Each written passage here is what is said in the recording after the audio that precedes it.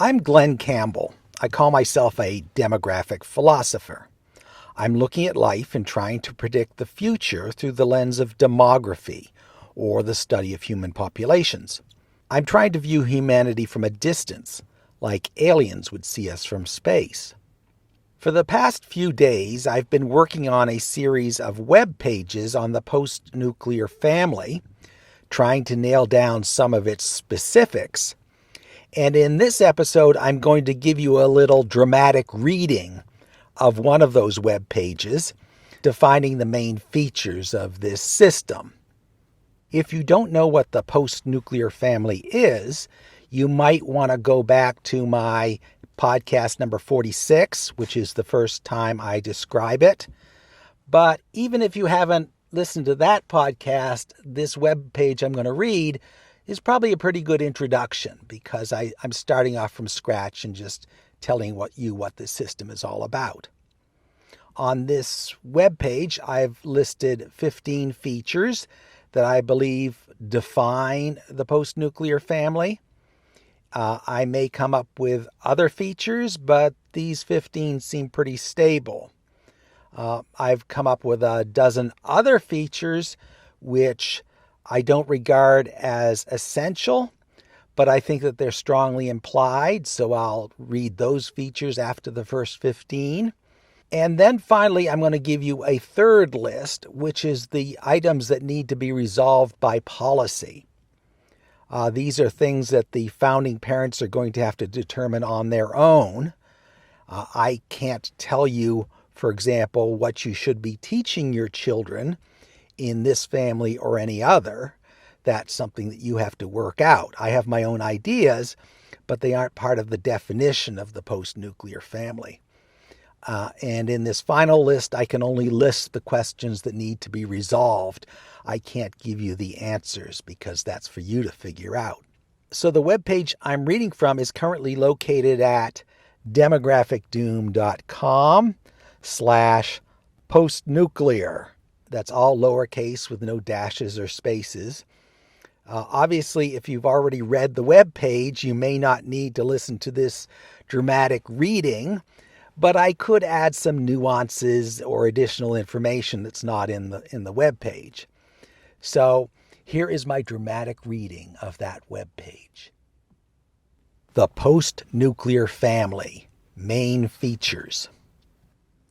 The post-nuclear family is a system of collective parenting where between 9 and 18 children are raised in a single household by a group of cooperating adults who do not live there.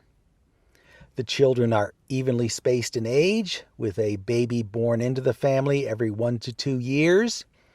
This wide spectrum of ages means that older children can care for younger ones and teach them basic skills, which relieves the adults of many routine tasks. The household is supported financially by a system of family taxes levied on adult members, similar to a church tithe, where members give 10% of their income.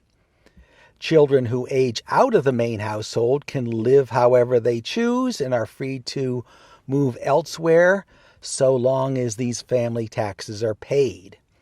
And their incentive for paying them is the promise of ongoing family support and eventual care in old age. The post-nuclear family addresses 5 main issues. Number 1, how does my community or culture produce enough children to sustain itself? Number 2, how do we raise our children economically so we can afford to do it? Number 3, how do we raise them intelligently and consistently so that they can achieve their potential? Number 4, who will care for me when I get old or sick and can't care for myself? Number 5, who will support me emotionally and be there for me when I get in trouble? So to address these 5 issues, I've come up with a system of parenting that I call the post-nuclear family. The goal of the post-nuclear family is to raise a large number of children at a low per-child cost without compromising the quality of their upbringing. The ultimate aim is to sustain and expand a local community or culture whose existence is otherwise threatened by low birth rates and the high cost of parenting. This plan is not presented as a solution to the demographic woes of a whole nation, and it does not require government sanction or support. It is instead an independent plan for raising children by any small group of adults who choose to form an alliance. The post-nuclear family is intended to preserve and perpetuate your culture, whatever you consider that to be. For a culture to survive beyond a single lifetime, it needs new members, ideally raised within that system from their earliest days. The post-nuclear family, like traditional families, is a vehicle for acculturation and character formation, as well as a safety net when members get in trouble. To entertain such a plan, you would have to see your culture as valuable and worth preserving beyond your own lifetime. You would have to be willing to make a substantial lifelong investment in this project, but it shouldn't be as costly in time or money as a traditional nuclear family is. Costs and risks would be distributed across multiple adults, so no individual or couple is bearing an excess of burdens. The post-nuclear family can be started as a simple parenting collective. For example, 3 or more couples producing children in the traditional way could choose to raise their children in a single shared household. The founding adults would not live in the shared home, but would take turns as on-duty parents on a scheduled basis.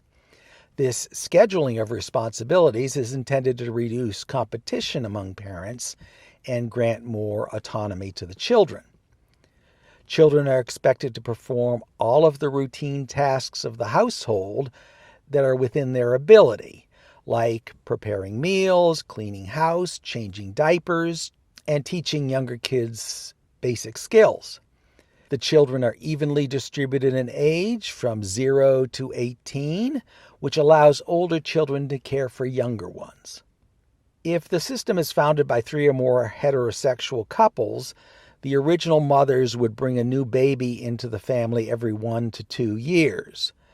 The system becomes more complex when the fertility of those original mothers runs out, some 10 to 20 years after the collective is formed. To preserve its cumulative wisdom and culture, the post-nuclear family is intended to be a permanent institution, continuously raising children in perpetuity. If the system is to continue beyond the fertility of the founding mothers, decisions would eventually have to be made about where the next generation of babies come from. But initially they come from the traditional means of a loving couple making babies in the usual way. This system is not a commune or a kibbutz or a group marriage.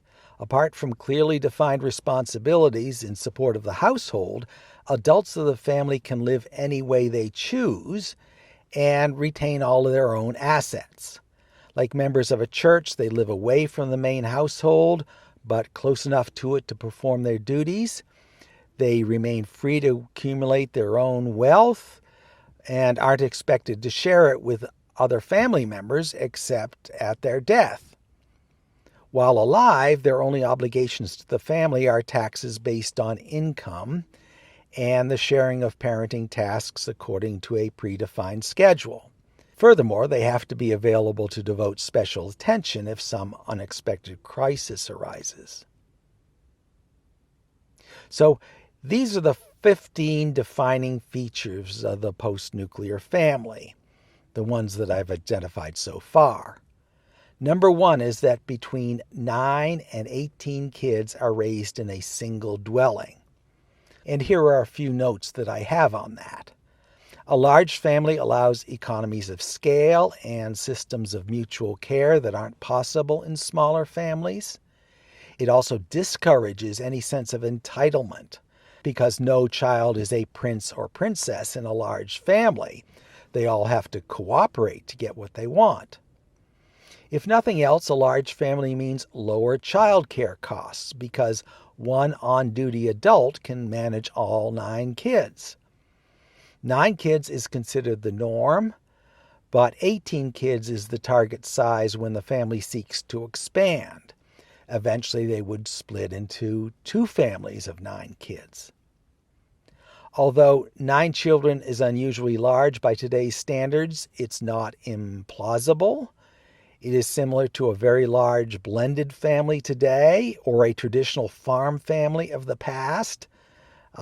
You can imagine the Brady Bunch, a popular TV show where there were 6 kids. Well, this is only 50% higher than that. Feature number 2. Children are evenly spaced in age, born every 1 to 2 years. This spacing is intended to reduce direct competition between kids and to create a natural hierarchy among them. Older kids have more privileges, responsibility, and authority. Since every child is a different age, each of them has a special place in the family and can be expected to be treated differently. This reduces claims of unfairness because every child knows that he will eventually grow into the privileges that his older siblings get. Older children, once they learn a useful skill, can teach it to younger ones without much adult intervention. If the intention is to split the family in 2 at a later date, then new babies are added every year. Otherwise, every 2 years is considered the norm. And the only kids that are likely to be the same age are twins born at the same time. If family members are spaced every 2 years and average longevity is 80 years, the total size of the family, that's kids and adults, will eventually stabilize at about 40 members. This is consistent with a large extended family today. Feature number 3. Children themselves provide most of the routine labor of the household. Children prepare meals, clean house, and care for younger children. A child is given important household responsibilities at the earliest age when they can reasonably handle them. At age 17 or 18, a teenager can manage the whole family for short periods without an adult present at all. And this might happen, for example, overnight. Adults are needed to supervise the tasks of the home, and they may pitch in to help, but the ultimate goal is a self-regulating system that needs little adult intervention for routine tasks. Freed of these repetitive tasks, adults can focus on higher level functions. Feature number 4. Adults provide supervision, education, mentoring, financial support, logistical support, and long-term planning. They supply the physical dwelling and protection from outside threats, all the complex things that teenagers can't reasonably be expected to do. As a general rule, adults don't perform duties that children and teens are capable of, except perhaps to show how it is done or to share in those tasks on an equal footing. Adult interaction with the family should emphasize quality time that makes maximum use of their skills and creativity. And the adults also define and enforce the policies and rules that the kids and adults have to follow. Feature number 5. Adults come into the household for assigned duties and social visits, but they do not live there. They live separately in their own homes in any arrangement they choose. This gives the kids more autonomy and helps prevent adults from stepping on each other's toes. Although adults cooperate on the raising of children and supporting the household, they retain their own property, lifestyle, relationships, and careers, independent of other adults in the group. This is not a commune, as I said. It's not a group marriage, unless the adults choose it to be. It is people living their lives as they do today, but just cooperating on this one shared project. The system is analogous to a community church, where many members contribute to the church and its functions, but no one lives in the church, and parishioners lead separate lives outside of it. The household may have an open door policy where adult family members can visit anytime they want, but at any particular time, only one adult is in charge. Feature number 6, child rearing never ends. As teenagers age out of the core household, new babies are brought in. Where the babies come from is a policy decision, and it's not part of the core definition of the post-nuclear family. Feature number 7. Most basic knowledge, culture, and training is passed from older children to younger ones. For example, language is taught primarily by older children to younger ones. Adults step in only to fine-tune these basic skills, teach advanced skills, and provide a system of formal education. Feature number 8. Admission to the initial group of founding adults is highly selective. Before they form the collective, these adults have to have high confidence in each other and have to be in general agreement on all the basic principles of parenting. Feature number 9. Once a child is born into the family, they are a member for life. This is just like families today under normal circumstances. No one gets to choose their family, but once you're a member, you are a member forever. Now, people are certainly free to leave their families, and they do it today, but that's not human nature. Human nature under normal circumstances is that you remain connected with your family and your parents for life. Members can be excommunicated from a family, but they have to really do something bad, and it's highly unusual in both today's families and in families of the future. Feature number 10. The family is a lifelong support system, just like families of today ought to be. If you get in trouble as an adult, you know your family will do what they can to help you, usually without pay. Pride and mutual respect keep you from taking advantage of this system, but if you do get in trouble, you have your family to call on. Feature number 11. All adult members of the family are expected to support the family financially through a system of family taxes. This is similar to a church tithe, where a percentage of your income is given to the group. Feature number 12. The family provides lifelong health care for its members. For example, they would provide health insurance in the U.S., and they provide appropriate care when a member gets sick or disabled. And this includes care for the elderly when they can no longer care for themselves. Unlike other adults, sick or elderly family members may live in the same household as the children or in lodging nearby, and this allows the children to participate in the care of these elders, for example, by providing meals. Feature number 14. Adults choose their own leadership structure and governing system. The system of governance is initially determined by the founding adults, perhaps in a written charter. That charter can be modified later by an established process. Authority among the adults is clearly defined. At any given time, one adult is clearly in charge, and they're probably going to elect a leader as well. And feature number 15. One household can be split into two through a system of mitosis, which is making two households from one while preserving the family's culture and institutional memory. So what happens here is a new dwelling is prepared a short distance from the original home, and children of alternating ages are moved into the new household. It's kind of like the undoing of a zipper. This increases the number of households from 1 to 2 and grows the community while preserving the family's internal systems, their cumulative wisdom. In preparation for this division, the original family would be increased from 9 to 18 kids over the preceding 18 years.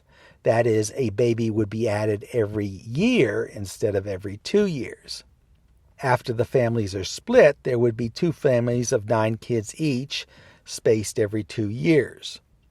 The adults connected to the original family will also split, with half of them being assigned to the new family. This change need not be traumatic for the children, since they would have known about it for years. The new household could initially be located close to the old one to allow continued daily communication. You wouldn't lose contact with the people you've considered your siblings. It's just that they become cousins now. After a period of adjustment, maybe 2 years, the new household could be moved further away as it becomes appropriate. This whole process of mitosis takes about 20 years from the time the original family starts producing children every year to the time of division 18 years later, and then another 2 years for the system to stabilize. So those are the 15 core features, the defining features that I don't think the post-nuclear family can do without. Now I'm going to give you a list of what I call implied features, things that I think are likely but are not an essential part of the definition. So one implied feature is that children are homeschooled under the supervision of a paid professional teacher. If you're going to go to all the trouble to establish this system, you're not going to turn its most important function over to a public school. You're going to do it yourself. And you're going to establish a curriculum. And the contents of this curriculum is going to be a matter of a lot of debate and negotiation among the adults because it's so important. The curriculum is the plan for what the children are going to learn and when. And it's not static. It's a continuously evolving organism that is going to be adapted to changes in the world and changes in philosophy. The teacher is assigned exclusively to this task. This is not a shared position. It's an exclusive position, and that's why you should be paying someone to do this. It can be one of the founding parents, but it doesn't have to be. He or she works a standard Monday through Friday schedule, managing the education plan of one family or maybe several of them. The teacher is really more of an educational manager than a teacher per se, because they assign educational resources more than they actually teach. They will directly teach students only when other educational resources don't work. And the educational resources they have available might be online learning and kids teaching other kids and textbook learning and standard exercises and any new options that technology might bring about. Formal education is going to be on a fixed schedule during the day, just like school today. During certain hours during the day, you are at school, you're doing your job of learning. So another implied feature is that children of the family are genetically diverse. Now, that means they come from a lot of different biological parents. I'm not declaring in advance where the babies come from, but it makes sense to have genetic diversity because this allows a lot of talents to emerge and it encourages overall resilience in the population. Genetic diversity is a lot easier to achieve than some sort of genetic plan, which might be known as eugenics, where you're trying to breed a certain kind of person. Eugenics is a political minefield, and ultimately it's impractical. I think it doesn't work. The problem with trying to breed humans is their lifespan is so long, And it's so difficult to identify and isolate the traits that you want. How, for example, do you breed for intelligence? It's not just one gene that you can select for. Now, dogs can be bred only because their time to reproductive maturity is short. That is, maybe 2 years. And the traits we expect from dogs are very simple. With humans, it's much more complicated. So rather than get into the whole eugenics thing, it's a lot easier just to seek out diversity. That is, a lot of different gametes from a lot of different parents. As I said, where the babies come from is a policy decision, and it's not part of the core definition of the post-nuclear family. Whatever method you choose for making babies, there's going to be a lot of controversy. There's a lot of politics. There's a lot of negotiation. That's the way humans make babies. That's always been true, and it's going to continue to be true. What sperm is going to be united with what egg? That's always been a fraught topic, and it will continue to be. Another implied feature is that the family should be evenly balanced between girls and boys, with roughly the same of each, ideally alternating. So in a 9-child household, the ideal sequence would be boy, girl, boy, girl, boy, girl. If you have an 18-child household intending to split it, the ideal sequence would be boy, boy, girl, girl, boy, boy, girl, girl. That way, when you divide the family, you get the traditional sequence of boy, girl, boy, girl. Now, in theory, you don't need males at all. And as a male, I'm allowed to say that. I mean, what good are males after all? Because you just collect a little bit of sperm, and that sperm goes a long way. So an all-female society is theoretically possible, but I just have the feeling that that would be dangerous. I think that's probably not a good idea unless you really know what you're doing. Nature has this 50-50 ratio, and I think you probably should stick with it. Another implied feature: the primary parental bond between a young child and its parent is not going to be between a young child and an adult.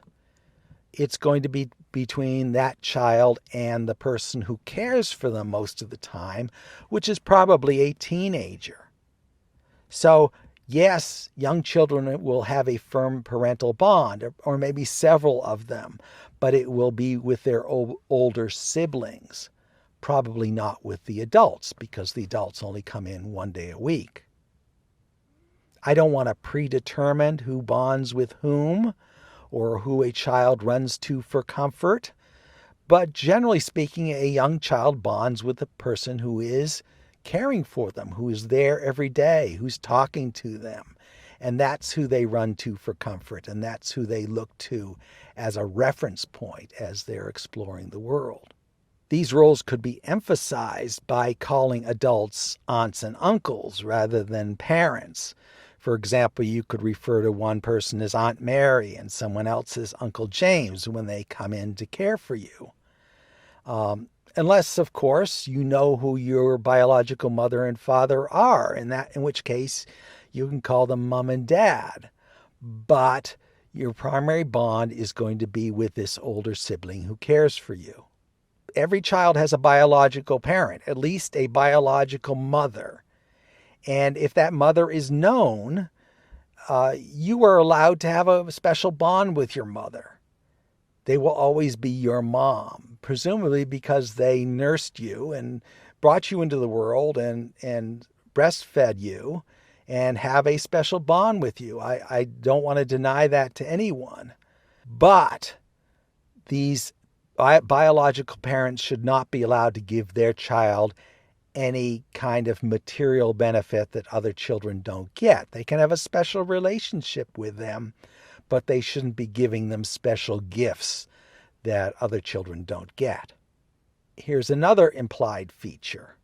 Most resources within the core household are shared. That includes food and clothing and toys and other equipment. A family naturally is a communistic system. You can't get around that. But children would also be allowed to own their own property. And the way this would work is that your property has to fit into a defined space. I think it should be a footlocker that's at the end of your bed. Everything that's inside your footlocker is yours. And you, for example, you go to the beach and you collect some shells.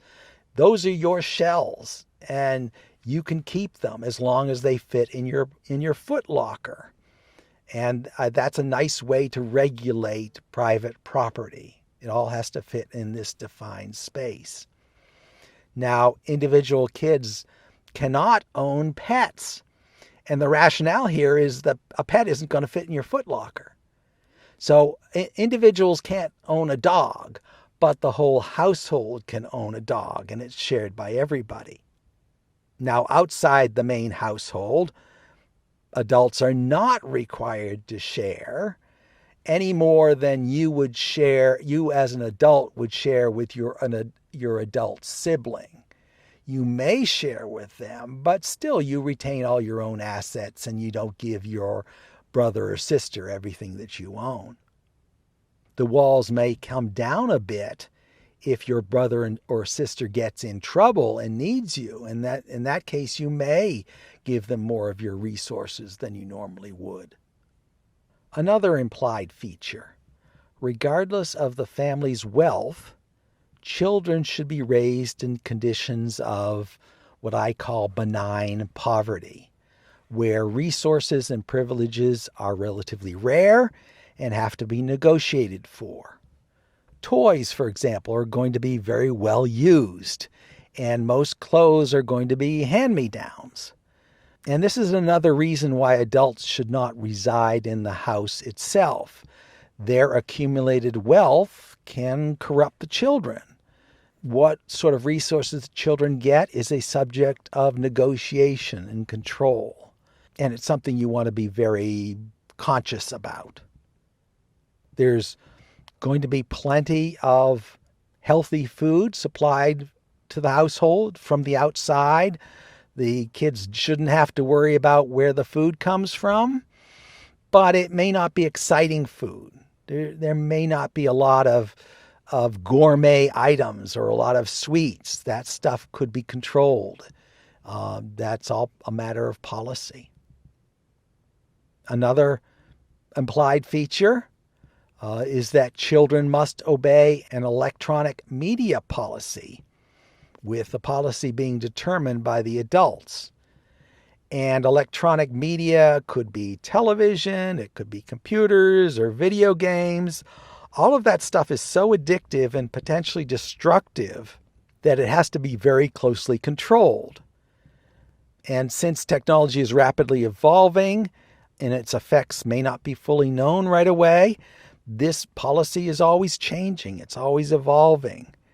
Now, books, I would imagine, are generally exempt. You can read any book you want at any time, but watching a movie, that's something that's a matter of negotiation. It's not automatic that you would watch any movie you want anytime you want. And the same would apply to any other electronics. Now, once a child reaches adulthood, they have access to everything, but up until that point, there's a gradation. There's a system for deciding what media you have access to. Another implied feature is community service. So once a teen reaches the age of adulthood, whatever that's deemed to be, they enter a period of family service or community service for several years, which is similar to military service of some societies today. This labor can be used for a variety of purposes for the family or the community. It can also be used for childbearing, if that is deemed to be the policy. In other words, women between the ages of 18 and 22 may bear babies for the family. Another implied policy: after a young adult has completed their community service, They can conduct their lives any way they want. They can travel. They can live anywhere in the world. They can form any romantic relationship. They can pursue any career. There are no restrictions on people who graduate from the family, except that you have to pay your family taxes. You're also expected to keep in contact with the family, but that comes naturally to most people. You always want to keep in touch with the people you grew up with. Another implied feature: when a graduate of the family eventually reaches retirement age, 65 or 70, it's generally expected that they will come back home. They will return to the family and serve as active parents and live out their final days with their birth family.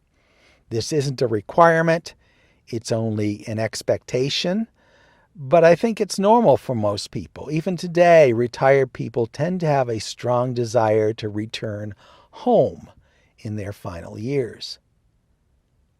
Another implied feature: the family is generally indifferent to the sexual relations of its adult members.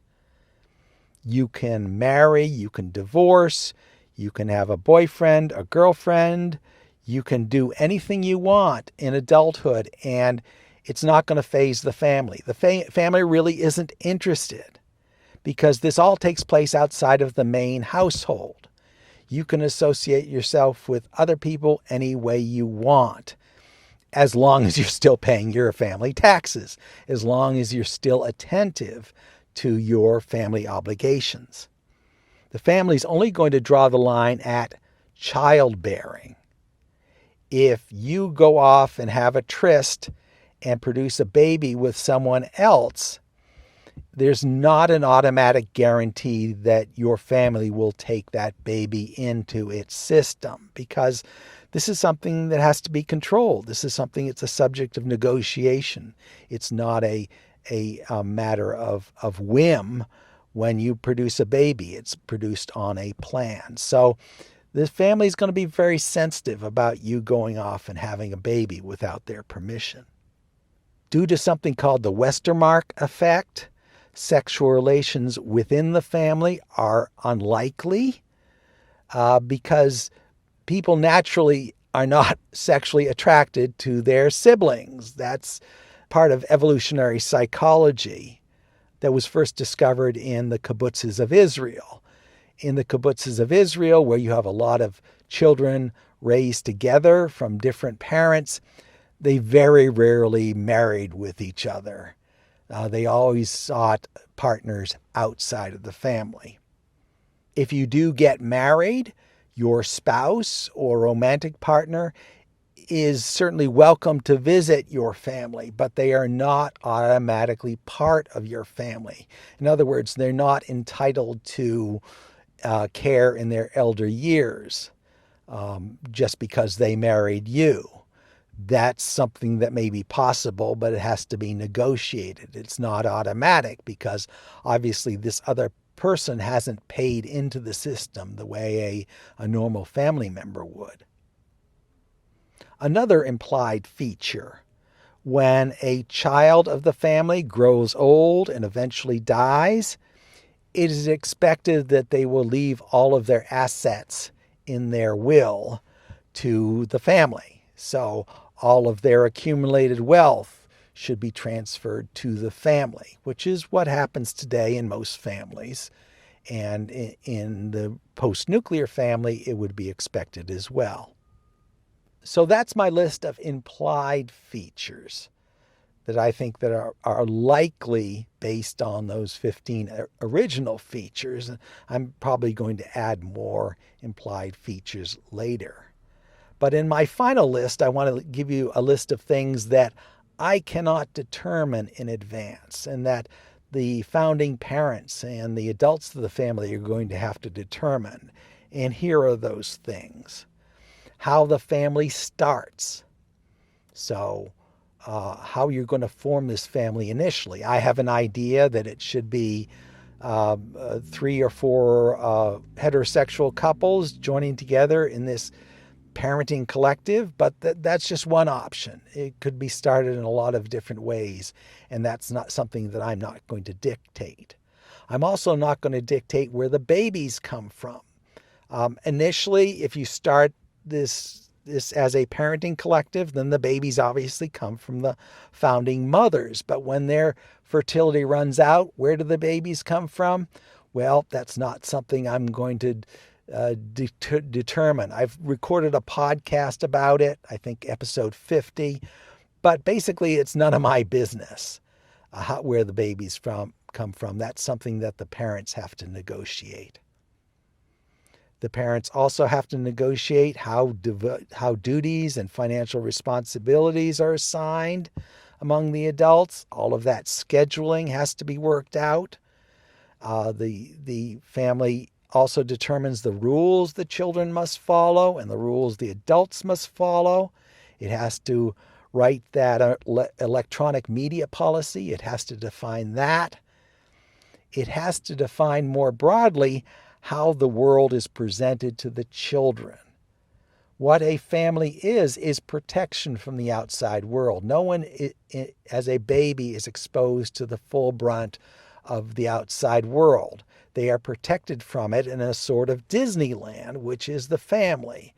And it's a topic of negotiation, how we let the outside world to come into the family, just like the electronic media policy.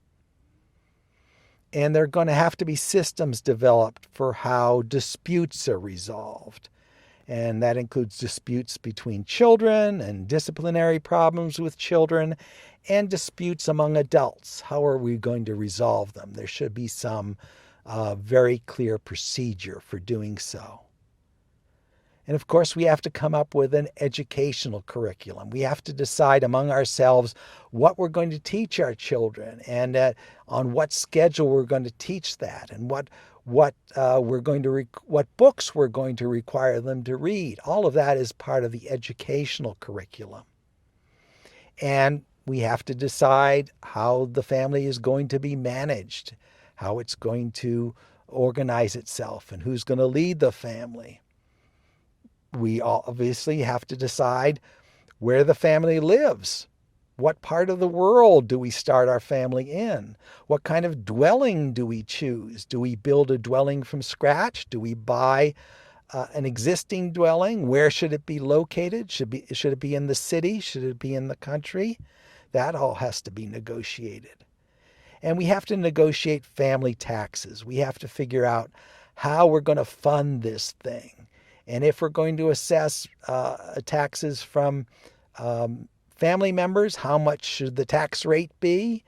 When will they be paying their taxes? How will these taxes be enforced? That all has to be worked out. And in the happy situation where you're producing more taxes than you have expenses, how are we going to spend our additional funds? How are we going to do this? And when are we going to divide the family? When should we take our family and divide it into two families? That has to be decided. So these are all the features that I can think of right now regarding the post-nuclear family. I'm sure I will come up with more.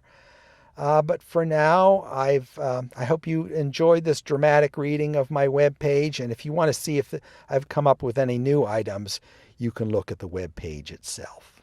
demographicdoom.com/postnuclear with all lowercase, no dashes or spaces.